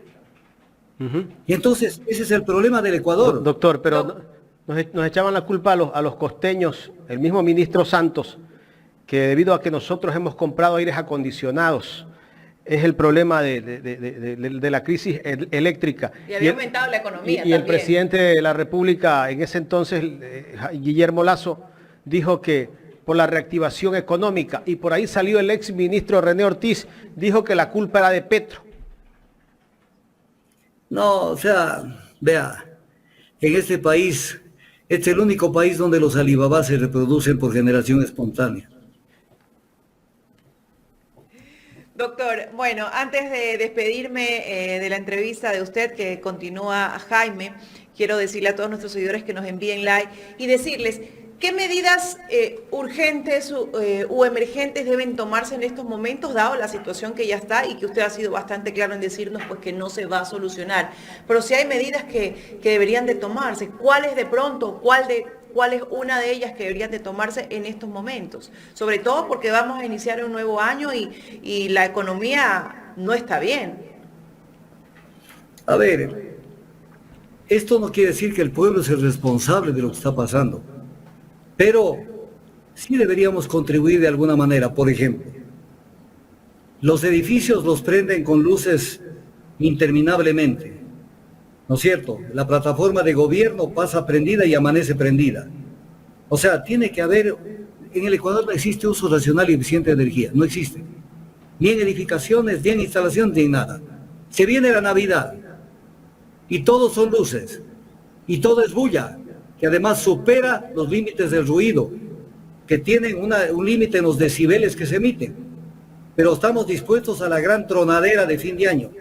Que la pregunta es, ¿cuál es el mensaje de hacer ruido? Porque hasta que me digan que lanzan un fuego pirotécnico que produce unas luces en el firmamento, hasta les acepto, pero el ruido por el ruido, y luego las luces y los excesos, cantidad de cosas que tienen que hacer, abrir las refrigeradoras lo menos que se pueda, porque en ese momento se descomponen los alimentos, abrir, prender menos focos, pero todo eso lo debemos a los gobiernos, que tenemos que entrar en este tren de reducción del consumo energético. Aquí les quiero decir un tema que es importante, y esto lo digo como experto energético, no de ahora. Yo tengo 52 y voy a 54 años el próximo febrero, 54 años de experiencia en el sector energético. No solo nacional, sino internacional. A un país se lo mide su desarrollo por el consumo energético. Cuando nos piden que bajemos el consumo, también se puede dar el caso que nos están condenando a que vivamos en situaciones deplorables de convivencia humana. Pero todos se los debemos a estos gobiernos privatizadores que todo lo han tenido en las manos y que no han sabido manejar. Son cabras en una cristalería todos estos gobiernos, que no saben manejar las cuestiones. Y después se inventan que todo hay que culparle al anterior, del anterior, del anterior y del anterior. Que sí cometieron errores, pero que no todos los errores pueden tirarlos hacia atrás. Porque si no, entonces viene la pregunta. Vamos a ponernos un ejemplo. Digamos que yo me candidatizaría a la presidencia de la República. Yo si me candidatizaría, yo tengo que saber el país que yo voy a coger. No puedo hacerme loco y decir, no, es que el país está muy bien. Entonces, no puedo crear expectativas. No puedo crear expectativas diferentes a las de nuestra realidad. Y decir la verdad. Entonces, se lanzan a las candidaturas por el relumbrón, por poner la foto en Carondelet, por poner la foto en el Salón Amarillo, y cuando recién llegan se dan cuenta de que el tema es grave. Entonces ahí viene el tema. Entonces, tienen que ser mucho más cautos, tienen que saber cómo se maneja. Por eso es que es importante el balance de lo que reciben. Yo esto lo dije hasta con una dedicatoria a este gobierno. Digan cómo reciben el país, después no hablen. Porque si dicen que todos lo recibieron bien, después no hablen. No hablen. Tienen que hablar más claro sobre la crisis económica, la crisis energética, la crisis de salud, la crisis de seguridad social. Tienen que hablar más claro. La crisis es más grave de la que ellos dicen. Y entonces viene el tema, ¿cuáles son las soluciones? Entonces, en las soluciones siempre se busca que se rompa la cuerda por lo más delgado, por el pueblo. Voy a poner un ejemplo que oí de mañana, sendas intervenciones de los medios tradicionales. Yo tengo ese castigo divino de que tengo que ver todas las noticias porque tengo que oírlos también a los otros. Nosotros no también. Claro, entonces, también. Cuando uno ve, o sea, hay que eliminar subsidios, decía la presidenta de la Cámara de Industriales, que hoy de mañana estuvo en un canal. Hay que eliminar subsidios. Claro, se refiere a los subsidios de los combustibles. Y los subsidios a los sectores empresariales. Las remisiones de deuda. ¿Cómo es que le piden al sector empresarial que adelante y que pague mensualmente el impuesto? Los impuestos. Primero quiero decirles esto. El impuesto es anual, no es mensual. Es anual. Usted puede tener buenos ingresos de enero a mayo y caerse en la estantería en los últimos meses del año, pero usted ya le calcula como que va a tener el mismo ingreso. Incluso con el tema eléctrico de pronto va a bajar la producción o va a bajar la comercialización. Y entonces usted tiene que adelantar. Entonces viene la pregunta, a ver, digamos que usted o yo somos empresarios, Jaime, y nos dicen adelánteme desde ahora y desde enero adelánteme en mensualidades el impuesto. Yo me pongo a pensar como empresario y digo, ¿y por qué tengo yo que adelantar el impuesto? Si ustedes al final se conducen a perdonar los intereses y a perdonar las multas por no pagar los impuestos. Entonces más bien me quedo y no pago, pues, porque sé que en el 2024 al siguiente gobierno, o el 2025, llegará y dirá, vamos a perdonar los intereses y las multas. Mejor, si tengo una plata que pagar, la coloco en un banco y gano intereses. De tal manera de que cuando tengo que pagar eso después de 4 o 5 años, digo, aquí está lo que les tenías reservado para ustedes, pero me quedó unos intereses a mi favor, pues. ¿Cuál es el mensaje que está dando Noboa con el proyecto de ley? Por un lado, paguen anticipado los impuestos, y por otro lado, perdonen los intereses y multas a los que no han pagado. A ver, ¿quién entiende esta vaina? Este es el gobierno de los empresarios, doctor. Con sí, esto de las pero remisiones. lo ancho para ellos, pero también están creando un precedente funesto porque le están diciendo a los empresarios, págueme a tiempo, adelánteme, pero les remiten las deudas, hacen revisión de las deudas, perdón de las deudas en materia de intereses y multas. Eso es terrible. Esto lo hizo Moreno, esto lo hizo Lasso. Si usted suma todo lo que les han perdonado al sector empresarial, es una cifra descomunal. Pero lo único que piensan es que hay que eliminar los subsidios a los combustibles. Pero viene la pregunta. ¿Saben ustedes a cómo va a llegar el precio de los hidrocarburos de aquí a 1 año, a 2 años, a 10 años? No se sabe. Está represado el precio de los hidrocarburos, represado, porque las potencias han logrado crear una manipulación en el mercado de la oferta y la demanda de hidrocarburos, que controlan los precios siempre con exceso de oferta de aquellos países que los tienen cogido de alguna parte sensible del cuerpo humano y que los hacen producir más para que el precio no suba. Desde el punto de vista técnico y económico, los hidrocarburos ya deberían estar valiendo mínimo $250 el barril. Deberían estar valiendo, por lo menos superando la barrera de los $200. ¿Hasta cuándo va a durar esto? ¿Qué tal que en 5 años se venga una crisis de sanflautas en el sector energético mundial de hidrocarburos y el petróleo suba a $150 a $180? No nos olvidemos que en el 2008 estuvo a $146 el barril. Que suba. Entonces no es un tema de decir, importen y pagan precios internacionales. Tú, ecuatoriano, estarías dispuesto a pagar dentro de algún tiempo, qué sé yo, $6 el galón de gasolina. ¿Estarás dispuesto a hacerlo? Lo que hoy se está haciendo va a tener repercusión a futuro. Y después que no digan los ecuatorianos lo que siempre dicen, es que no nos hablaron claro. Esto es castellano, estamos hablándoles claro. Hay que crear una economía autosostenida y autosustentable. Lo que dice la Constitución en los 3 artículos, 284, 304 y 334. Soberanía energética. Si yo lo tuviera frente a mí, a Moreno, Lasso y a Noboa, les dijera hacia los 3, explíquenme qué quiso decir la Constitución con soberanía energética. Porque ustedes lo que menos han hecho es crear soberanía energética. Y peor, soberanía energética a los costos más bajos. Porque podemos tener soberanía energética, pero a costos altos. Claro. ¿Qué han hecho? ¿Qué han hecho? A ver, dejen de tanta vaina. Ya Lasso se fue y se divorció de la Lorenza. Ya no tiene a quién culparle de nada.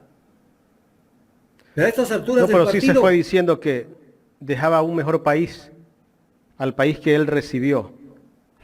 no, dejó un mejor país, pero al grupo de gente Claro. que colaboró con él. O sea, no se equivocó. Es el mejor país de ese grupo. En su mensaje no se incluyendo equivocó. Su cuñado y su combo. En su mensaje no se equivocó para nada, Lasso. No, O sea, no. sí dejó un no, mejor pues, país no. para su grupo, para la élite. Claro, Doctor, claro, antes de ellos- seguir, quiero pedirle a usted que le diga a la audiencia que ponga los likes, porque tenemos 2.400 conectados en un canal y más de 600 y pocos likes en el otro canal. A ver, ya les he dicho esto no sé cuántas veces. La información es clave para la vida de un país. Porque nosotros no nos podemos nutrir de información sesgada o mutilada o de información mentirosa. De tal manera que los medios digitales están produciendo una revolución en el Ecuador porque es una alternativa para poder llegar a la verdad. Entonces, si ustedes hagan este ejercicio, vean Ecuavisa y Teleamazonas todos los días y van a ver que les toman del pelo. ¿Quieren seguir con eso? Continúen, pero acá, estos tipos de medios que donde Ecuador en directo es uno de ellos, abren la posibilidad de que participe gente que les den la otra cara de la moneda, les hablen del otro tema que lo tapan. Y entonces, ¿qué se les pide? El like, para que la empresa por lo menos pueda tener un récord de mayor sintonía. No les cuesta $1 el like, no les cuesta $1. en primer lugar. Segundo, contribuyan en los superchats. Porque esto que fue una situación no pensada y que algún rato intentarán ver cómo la rompen. Porque la verdad es muy importante y es importante controlarla de los espacios de poder. Tenemos esas alternativas para poder hablar, para poder decirles en la cara lo que está pasando en Ecuador y hacer educación política. Entonces, juéguense un poquito, donde no están perdiendo nada. El like no les quita nada. Y una contribución al super chat, por favor, que dicho sea de paso, no es para mí. Pero un medio funciona, pues, desde local, desde la luz, desde la persona que está manejando los equipos este rato, Jorgito y su combo, tienen que comer también, pues.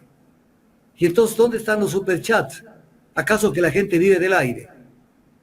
Entonces, actúen en consonancia con las necesidades del país. Gracias, doctor. Doctor, pasemos a otro tema. El gobierno, al parecer, está ubicando, o casi que ha ubicado, a la mayoría de los que están en las gobernaciones, en esos cargos, ex miembros de la policía y ex miembros del ejército. ¿Cree usted que poniendo gente que ha sido parte de la policía y del ejército, se va a combatir la delincuencia en este país y la violencia que existe en este momento? Verá, yo me pongo a pensar en la gente que ejerce violencia e inseguridad. ¿Usted cree que esa gente es feliz? ¿Usted cree que esa gente se levanta con el ánimo de joderle la vida al resto? Primero que para veces cometer una fechoría se drogan. Se drogan para tener algo de arrestos, para poder cometer algún desmán. Y segundo, si ellos tuvieran una opción diferente, ¿usted no cree que ellos optarían por una opción diferente de vida? Pero no la tienen, pues. Porque el gran problema en nuestros países es las desigualdades, el tema económico, el tema de la distribución de la riqueza, el tema de las oportunidades de educación, el tema del empleo. Y entonces resolver el tema con balas, con más policías y con gobernadores que son militares o policías retirados, es una torpeza. Es una torpeza. Porque aquí lo que se necesita es resolver la situación económica del país en su causa, no en los efectos. Los efectos es que a usted lo puedan asaltar, pero eso se irá terminando en la medida en que tengamos una economía más sana. Entonces, nombrar ese tipo de gobernadores es terrible. Pero voy a hacer otro comentario. Y no quisiera que la gente de Guayaquil, a quien yo quiero mucho, lo interpreten mal. Lo interpreten mal. Pero da la casualidad que, vea lo que acaba de decir, me hubiera encantado que ustedes tengan esta fotografía, que la pueden sacar del Twitter. Tal vez Jorgito con un poco de habilidad la saca. ¿Qué es lo que dice Daniel Noboa? Uno tiene que ser agradecido en la vida. Jorgito, cápteme lo que está publicado en el Twitter. Y esto está publicado por ecuavisa.com. Esto lo dice Daniel Noboa, presidente de la República, en una foto festejando a Quito. Uno tiene que ser agradecido en la vida. Gracias a Quito es que soy presidente de la República. Correcto, porque la votación de Quito fue determinante para que él gane. Pero cuando distribuye los ministerios, sucede que 14 ministerios le toca a gente de Guayaquil y 5 ministerios a gente de Quito. Entonces viene el tema, Daniel Noboa. Si tú dices que te dio el triunfo de Quito, sé consecuente. Sé consecuente. O sea, no le tomes el pelo a la gente. Festejas a Quito en sus fiestas. Eres agradecido porque te han dado la presidencia, pero ¿dónde está ese agradecimiento? Tienes que manejar con sentido nacional el tema. Porque mira, Cuenca te dio una enorme votación. Hay un ministro de Cuenca. Machala un ministro, Santa Elena un ministro. Ibarra 1, Loja 1. Y 2 del exterior. Solamente entre los del interior, con excepción de Quito y Guayaquil, en estas 5 ciudades, Cuenca, Machala, Santa Elena, Ibarra y Loja, son 5 ministerios. 5 ministerios. Y solo Guayaquil, 14 ministerios. Entonces viene el tema, ¿qué te pasó, pues, Daniel Noboa? Lo que pasa es que la gente de Quito no tiene los arrestos como para ponerse duros y decirle al gobierno, oye, esto no puede seguir así. Otro temita antes de que salgamos del tema. es el tema de Roberto Luque. Roberto Luque dice que ellos van a ejecutar directamente el quinto puente. Primero ya tuvieron reunión donde estuvo la señora Guiñaga, pero no aparece el alcalde de Guayaquil. Y el quinto puente sucede que une Guayaquil con otras instancias geográficas, pero parte de Guayaquil. ¿Y acaso no hay alcalde en Guayaquil? Y entonces, ¿qué quieren crear? Quieren crear un conflicto ahí. Y entonces dice que habrá una concesión. Pero ahí les dejo boteando el tema. Dice los medios de comunicación que la familia de Luque estuvo involucrada en los estudios del puente. ¿Puede un presidente nombrar a un ministro cuya familia esté involucrada en los estudios de una obra monumental que se va a construir? Ahí mi contestación, que la doy yo mismo, es la siguiente. La mujer del César no solo tiene que ser, sino parecer. Entonces, Luque no tiene nada que hacer en ese ministerio.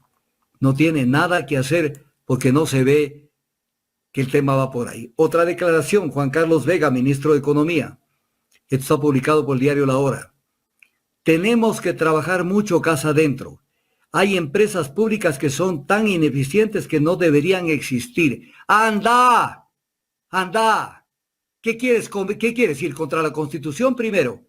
Y si no están funcionando bien, pues sencillamente haz las que funcionen bien, pues. Pero no deberían existir.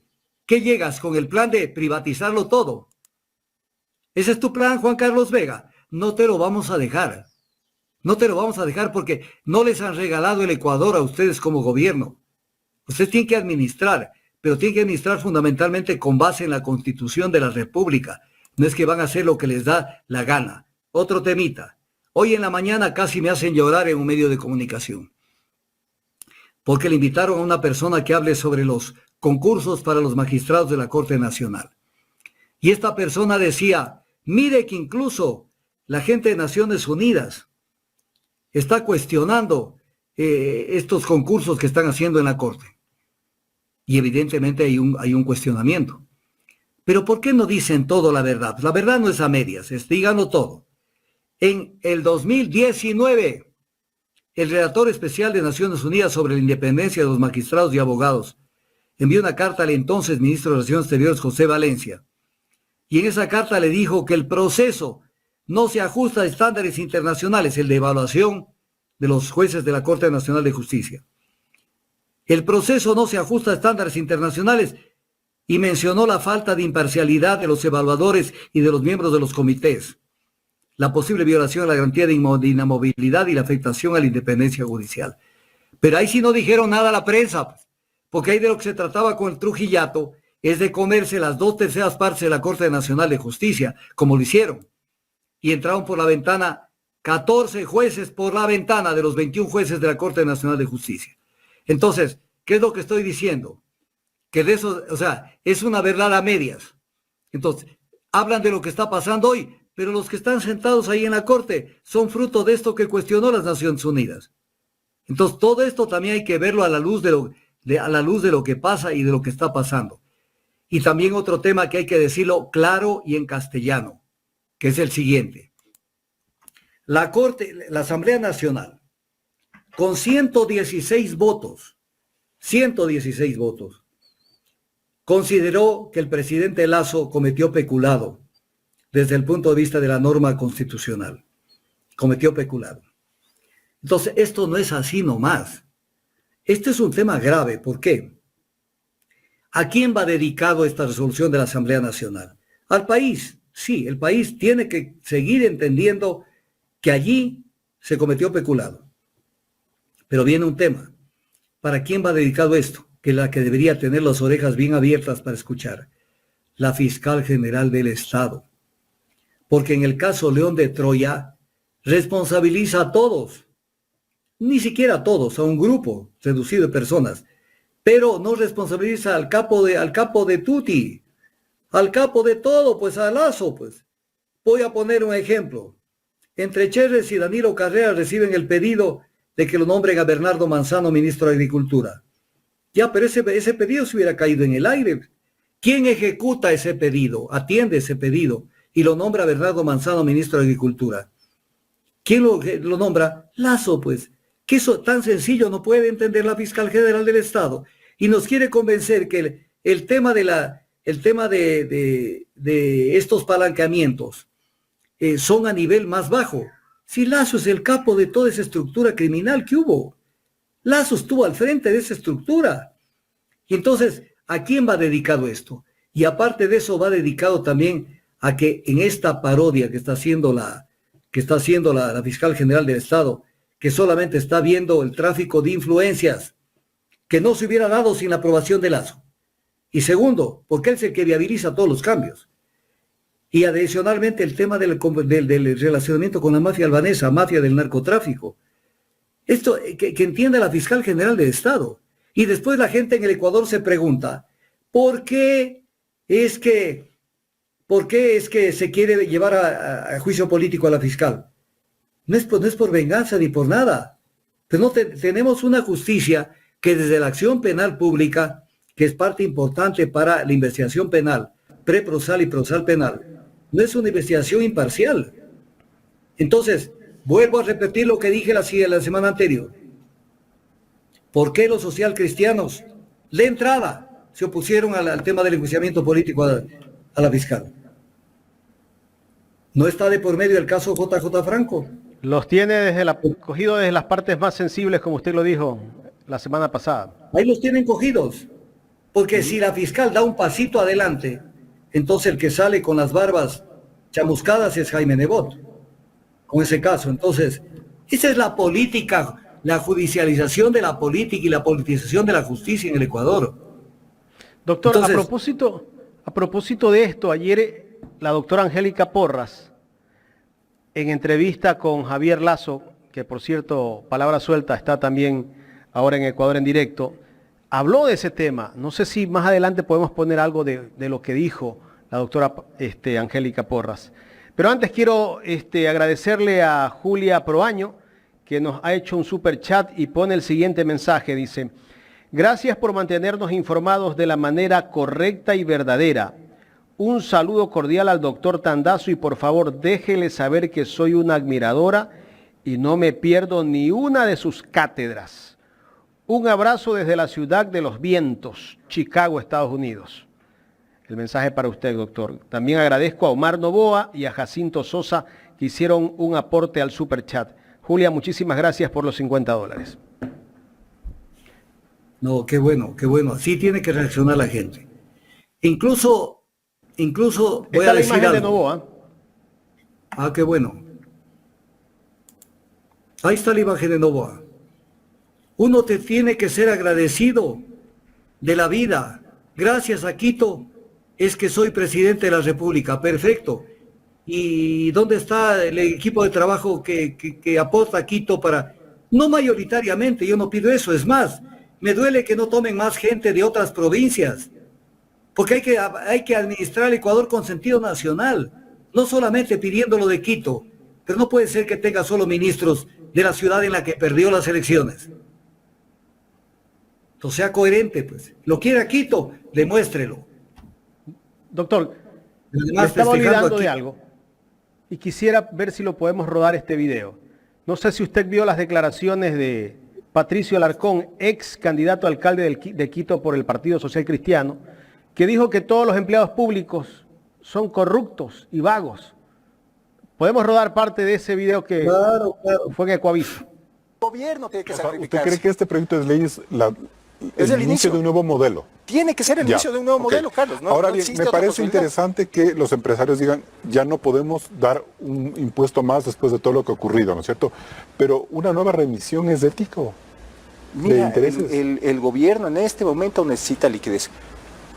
Yo no voy a emitir un juicio de valor, lo han hecho todos los gobiernos anteriores, mal de muchos. Sin embargo, en este momento necesitan esa liquidez. Sí. Endeudarse, Carlos, endeudarse para mantener a una gran cantidad de vagos, ineficientes, no, pero hay gente corruptos. ¿Qué le parece, doctor? A ver, vamos a partir de un ejemplo, supuesto no consentido, de que hay corrupción en los burócratas. Pero entonces ellos son los corrompidos. ¿Quiénes son los corruptores? Los empresarios también. Entonces, ¿de qué está hablando? Porque si hay un funcionario público que cede algún tipo de tentación, para efectos comete cohecho, concusión, peculado, ¿quién es el que da la plata? Voy a poner un ejemplo. ¿Quién dio la plata por el tema Sinohydro Coca-Cola Sinclair? La empresa Recorsa. La empresa de empresarios Recorsa es la que le dio la plata a Lenín Moreno. La coima por el tema del contrato. Entonces viene el tema. ¿Quién dio la plata? Sector privado. Entonces, no vengan con que, porque no habría pues corrupción si solamente los funcionarios solitos están haciendo travesuras. ¿A cambio de qué? O sea, se les cae, pero así, se les cae inmediatamente. Pero estos son este tipo de gente que no piensan antes de hablar y que dicen cualquier cosa que no tiene sentido. Y le estoy demostrando. Si no hay el cohechador, no hay el cohechado. Así de sencillo. Y el cohechador no va a venir del sector público, va a venir del sector privado por tener un contrato. Entonces, ¿quiénes son los corruptores? El sector privado, nacional o internacional, en el hipotético caso que eso exista. Yo no estoy generalizando. Y está acusando a los policías y a los militares también de corruptos, porque son funcionarios públicos igual. Sí, así son, o sea, pero este razonamiento que le hago a la ciudadanía, por ejemplo, el cohecho, que es la figura más clara en donde te doy esto a cambio de que me dé este contrato o este privilegio. ¿Quién dice toma la plata al funcionario público? El empresario privado. El privado. Claro, pues entonces, no, son corruptos. ¿Y por qué les dan plata? ¿Por qué les dan plata? Primero les dan plata a veces porque les pongan en el contrato alguna cosita adicional perjudicando al Estado. Doctor, y este señor parece ser que anda con ese discurso, porque no solo lo dijo en Ecuavisa, 2 o 3 días antes lo dijo en La Posta. Se quiere convertir en el nuevo Milei ecuatoriano, detestando al Estado. No, pero toditos tienen el mismo discurso, con diferente música, pero es la misma vaina. O sea, el Estado mínimo, el Estado no existe. ¿Para qué no quieren que exista el Estado? Para que se paseen todo tipo de alimañas sobre la sociedad, pues. Porque el Estado es el regulador de las relaciones sociales. El Estado cumple un papel importante. Si no hubiera el Estado, estaríamos en la barbarie, como figura de organización política administrativa. Entonces, quieren el Estado mínimo. El Estado que cierre los ojos, que deje que los agentes económicos hagan lo que les venga a la regalada gana y se traguen a la especie más pequeña, pero más numerosa, que es el pueblo. Es lo que quieren. Es lo que quieren, pues que odian al Estado. Porque si por ellos fueran, que no existiera el Estado. Es más, esta tendencia se está volviendo mundial. Por ellos fueran, volviéramos a la esclavitud, doctor. No, pero mire esto, estamos llegando a un punto crítico en la economía mundial y en la política mundial, crítico. Las corporaciones, que son las grandes empresas, están llegando a tener más poder que los mismos estados. Ya incluso la figura del Estado se está quedando corta ante las corporaciones. El capital privado enseñoreándose por sobre los intereses de una sociedad. Nuestra Constitución dice el ser humano es el fin de la economía. ¿Qué quiere decir eso? Que es el objeto de protección el ser humano, no el capital. No el capital, es el ser humano al que hay que protegerlo. Entonces, estos actúan al revés de lo que se debe hacer, porque privilegian el interés individual sobre el interés colectivo. Entonces quieren aparecer como no solo los Milei, sino los Bukele. Los quieren aparecer de esa manera. El Ecuador no va a tener cabida para esto. Y estoy seguro que la próxima revolución que se dé en el Ecuador va a acabar con este tipo de vestigios de esta gente que creen que han venido a la vida a explotar a los demás y a vivir a costa de los demás, que su confort y desarrollo se lo deben a la pobreza de los demás. Esto no va a seguir. Doctor, pasemos con el video de la doctora Angélica Porras, que ayer estuvo con Javier Lazo y habló sobre lo que se dio en el Consejo de la Judicatura en el año 2019, cómo se hizo todo el cambio de la justicia y el cambio de amo de la justicia, como ella lo dice.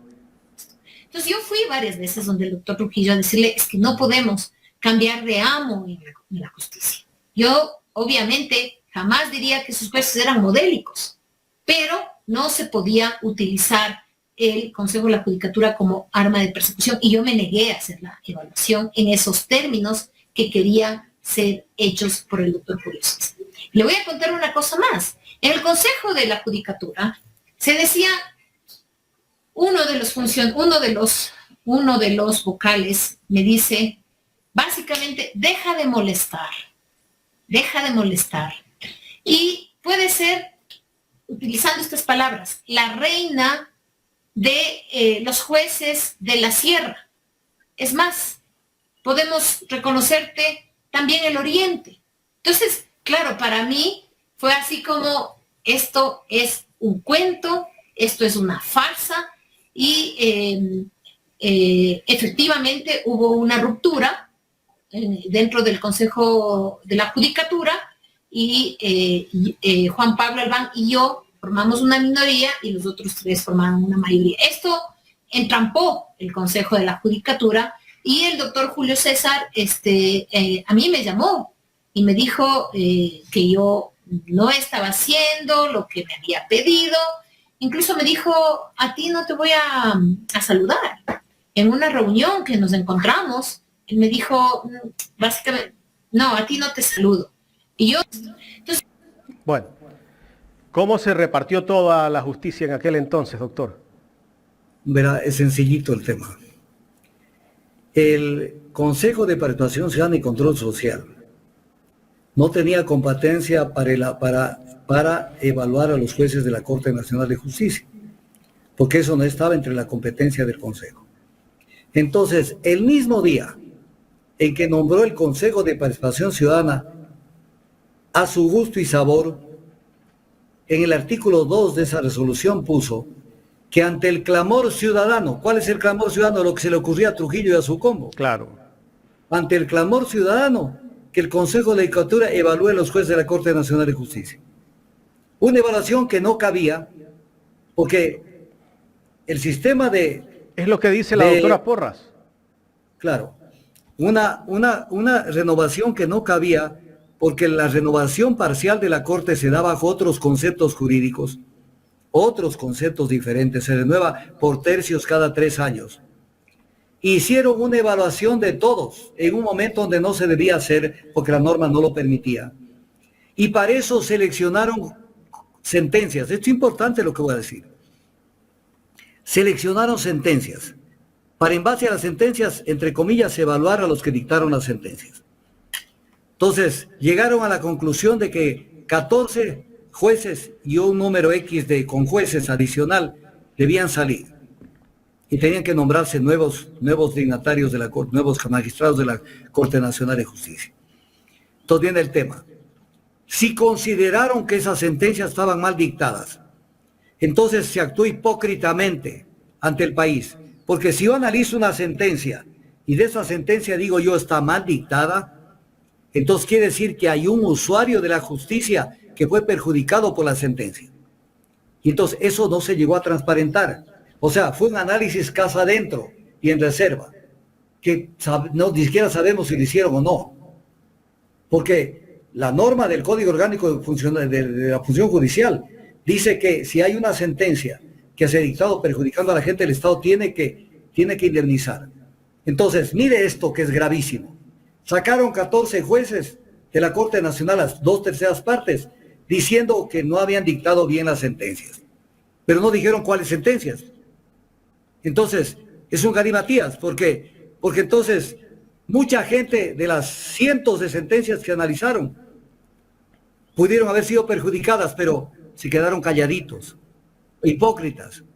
Pero viene el tema que es más grave.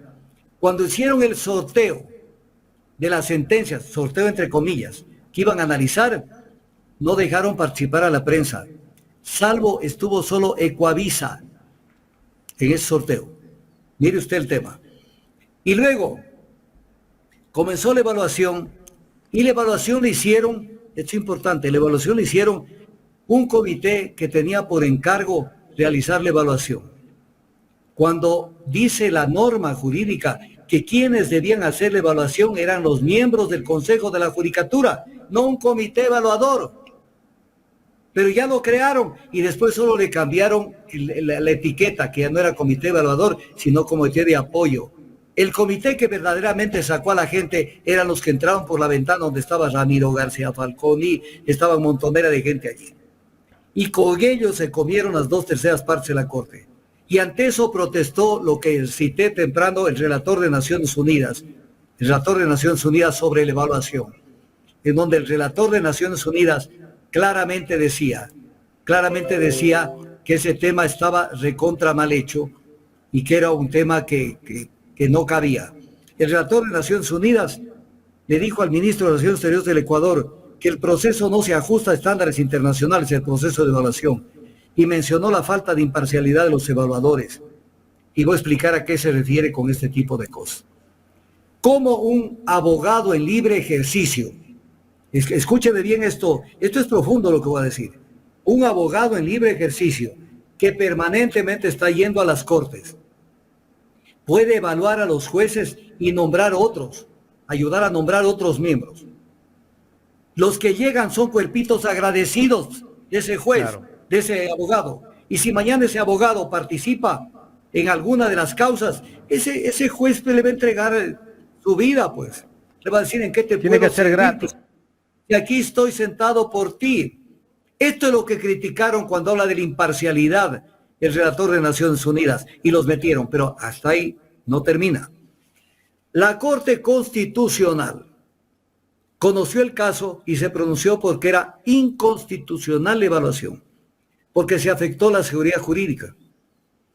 Pero ahí viene lo típico de la Corte Constitucional. No los restituyó. Entonces, ¿de qué sirvió que diga saludo a la bandera? O sea, fue inconstitucional que los cambien y los nombren a tales.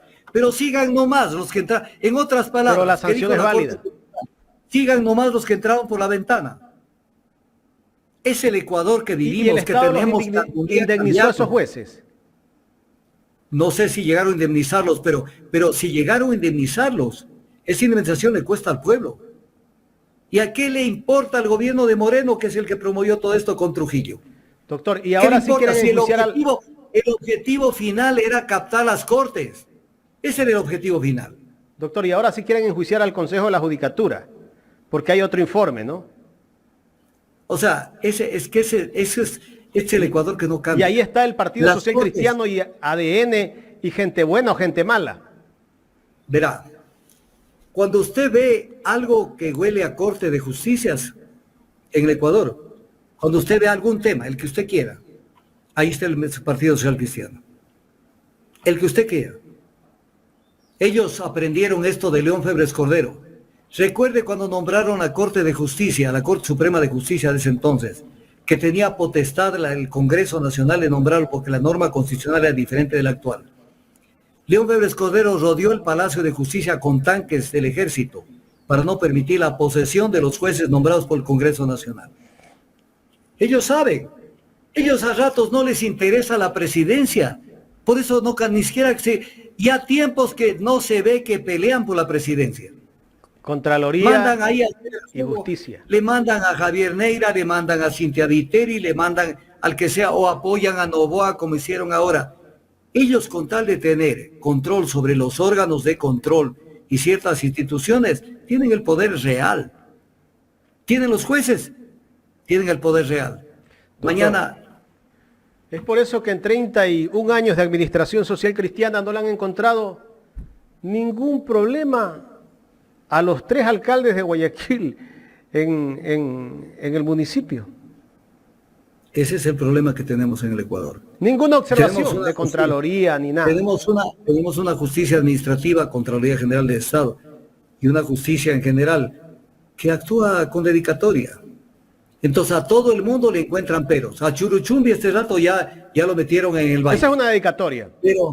Pero viene el tema. Según lo que entendí, y corríjame si estoy equivocado, era por contribuciones a la campaña de Churichumbi cuando fue candidato a alcalde de Cayambe.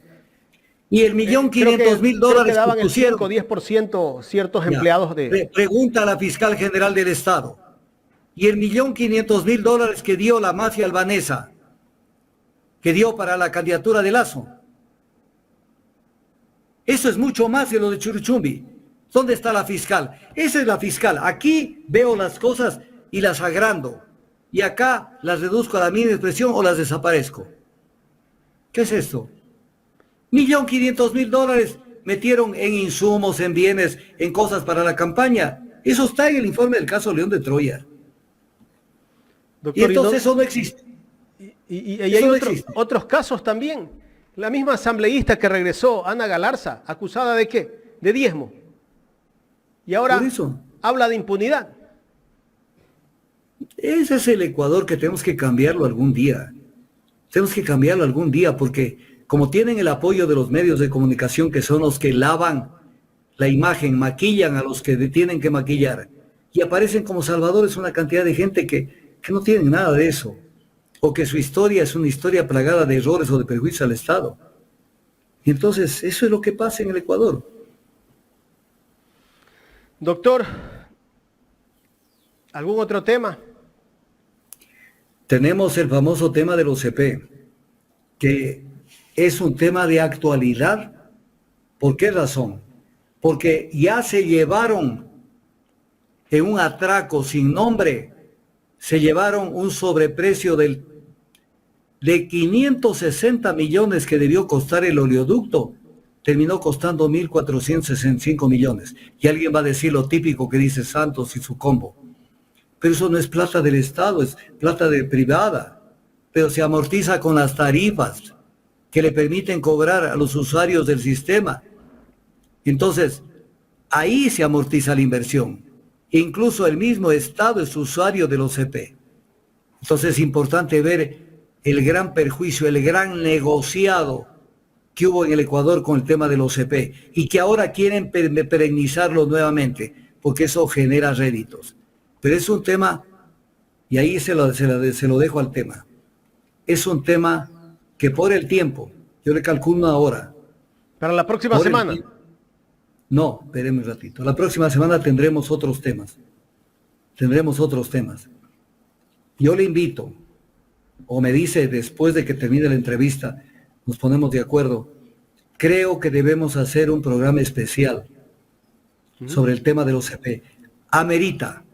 Es un tema donde necesito que la gente se concentre solo en este tema, porque este es uno de los grandes temas que están como víboras, esperando a ver cómo sacan nuevamente la segunda parte del atraco con el tema del transporte del petróleo por oleoductos. Y es importante al gobierno decirle cuidado, porque no estamos dispuestos a que esto se dé. Ya se llevaron el santo y la limosna, pero dejen por lo menos el relicario. Correcto, lo coordinamos por interno, doctor. Lo coordinamos, pero hay que hacer un buen programa que no sea el miércoles, porque el miércoles, mire, yo pensé que íbamos a tener una media hora y nos quedaba una hora para hacer el tema del OCP. Pero hay tantos temas de los cuales hay que hablar. Entonces es importante hacer una sola para poder hablar de este tema. Lo coordinamos. Y quiero que le dé una primicia.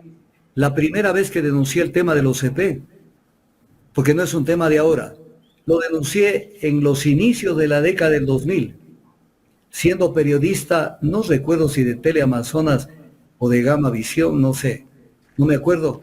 La primera entrevista que tuve sobre el OCP me la hizo Javier Lazo. Es un tema que yo lo manejo años, de un perjuicio descarado, y sí, que le hicieron al Estado ecuatoriano. Y de eso quiero que la gente con papel y lápiz lo escuche y vea lo que quieren hacer a partir de ahora. Y están dispuestos a llevarse el santo y la limosna.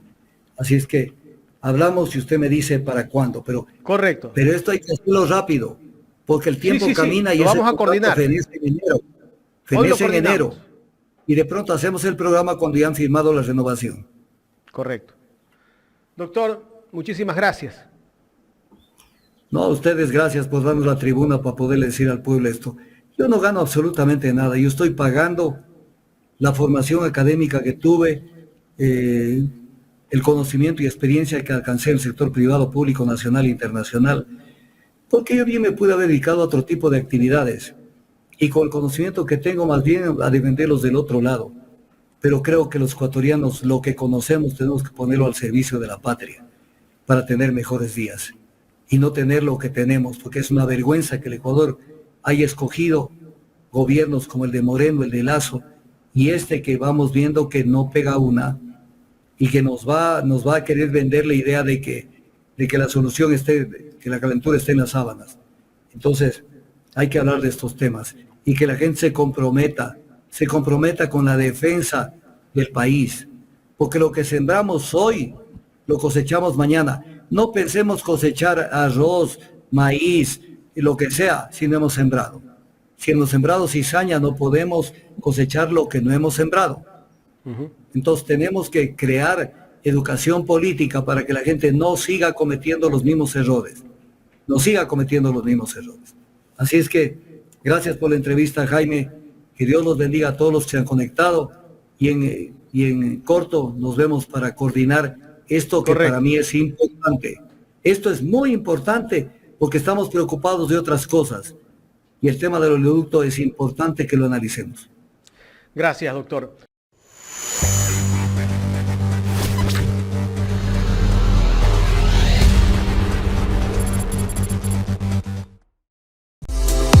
La mejor costilla de cerdo de Guayaquil está en Aladino Parrillada. Picaña, lomo fino, chuleta de cerdo, bife, pechugas de pollo, chorizos, parrilladas. Te esperamos en la Ciudadela Quisquís, Avenida Las Aguas y Costanera Esquina. Aladino Parrillada. Atendemos en el local y delivery.